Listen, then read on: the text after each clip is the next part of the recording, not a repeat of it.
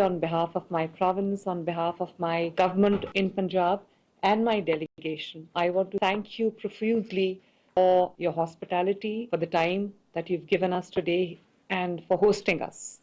And Excellency, you just asked when I was here last time. It's been 32 years, and now that I came to China day before yesterday, I'm seeing a new China, which people call present-day miracle. And it has completely changed. It's a completely transformed place. And the success that China has achieved over all these decades, over all these years, is not only formidable, it is also an inspiration for countries like Pakistan and for a newcomer like me. And not only that, China is now an economic miracle, is now a miracle in every other sense, in terms of infrastructure, in terms of its trained human resource, in terms of industrialization, in terms of innovation. But I think China is now also a miracle in curbing the pollution, in smog mitigation, in smog eradication, and the steps that China has taken. Not only an inspiration for us to learn from, but I must also commend Mr. Minister, His Excellency the Minister sitting here.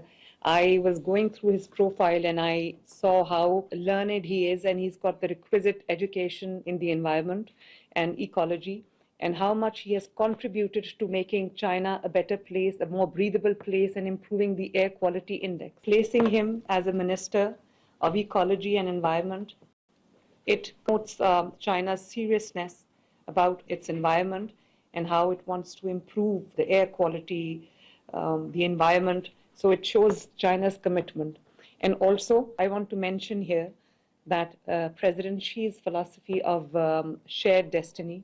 So you're not only sharing the fruit of your labor with the world, with sharing your success with the world, but you're also a guiding light for countries like us who are also faced with environmental threat. Smog in Pakistan is a recent phenomenon. It's pretty recent. It was not there 10 years ago, but ever since it's been going from bad to worse. Like China has lifted 800 people out of poverty into the middle class, I have a shining example to emulate it back home. I am a chief executive of a province that has a population over 150 million people. It's big enough to be a big country. And we have our own set of challenges. Environment is one of them. I want to make Punjab into an economically viable, into a social welfare province where all the people, citizens of Punjab, have a sense of participation and have a sense of being looked after by the state and become the stakeholders. I'm also completely and absolutely committed to making Punjab into a climate resilient Punjab.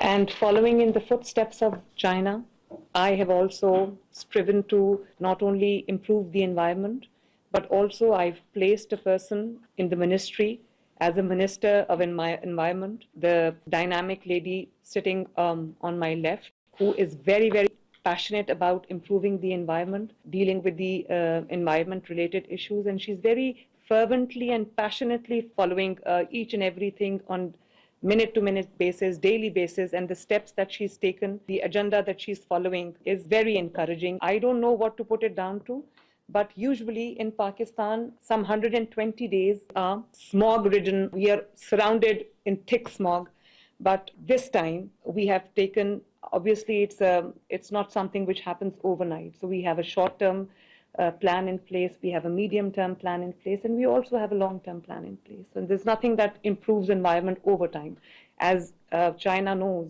because China's set the bar high, and China's been at it since 2018. I know that because I went to the Blue Tech Clean Air Alliance that day, and I had a chance to exchange views with them and learn from what China has achieved over time.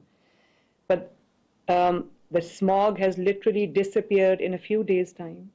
And I don't know what to put it down to, because there must be something behind it. But as I said, we are committed to contributing as much as we can, do everything under the sun to make air breathable for the people of Punjab whenever there's smog. We have to shut the schools down. We have to shut the industry down. Everything comes to a grinding halt. Everything comes to a standstill. And obviously, it is for the betterment of the people, but it does take a toll on your economy, on people's health, and the day-to-day affairs. So there is a complete plan that is in place, which is environmental conservation, biodiversity conservation, sustainable development, and most critical areas where we are working on daily basis is air pollution, improving the air quality standards, and eradicating smog. And since assuming office in end of February, I have not only dealt with this problem on day-to-day basis, but I have given a complete, comprehensive, and an overarching first ever smog mitigation action plan, which is multi-sectoral, includes the steps taken in agriculture, transport, and industry. In agriculture, we are going big on e-mechanization, on mechanization, on replacing the old manual methods, stubble burning, and burning the remains of the crops that contribute to smog in a big way. So we are e-mechanizing everything, replacing the old machinery with machinery like superseders. And in transport, we are introducing Pakistan's first ever electric vehicle policy, where we are gradually and slowly, as China is already implementing, moving towards electric vehicles. And we are very, very particular on vehicle fitness certification, vehicle emission certification. And then in the industry, we are monitoring the industry in real time through the environmental control systems and also dashboards. So mapping all the industry in real time. And also, as China did, again, following in the footsteps, we're taking the industry out of the cities to give people a more nicer, cleaner air to breathe. Excellency's personal interest, his area of interest, his area of expertise, his speciality is biodiversity conservation, wildlife protection. And we are here to learn from the lessons, the tests that China has passed in flying colors, learn from your experiences, learn from your combat pollution and smog.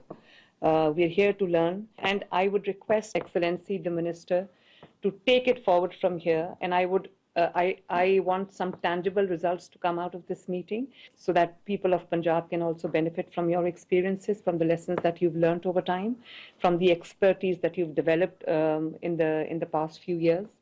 And I suggest that we make a working group from your side, a working group from our side, that can sit together on taking some tangible measures for smog mitigation, for smog eradication, and improving the air quality in Pakistan. We can exchange technology, we can exchange ideas, we can exchange success stories, and follow in China's footsteps.